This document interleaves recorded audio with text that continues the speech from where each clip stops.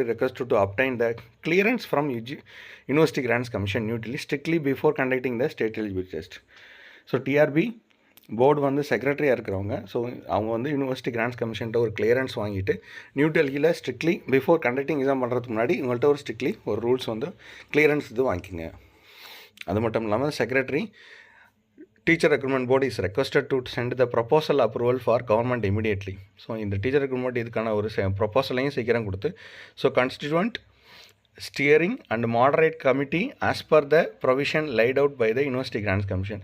எந்த மாதிரியான மாடரேஷன் கொடுத்துருக்காங்களோ அந்த கமிட்டி மெம்பர் அது யூனிவர்சிட்டி கிராண்ட்ஸ் கமிஷன் படி இதை ஃபார்முலேட் பண்ணணும் அப்படிங்கிறத கொடுத்துருக்காங்க.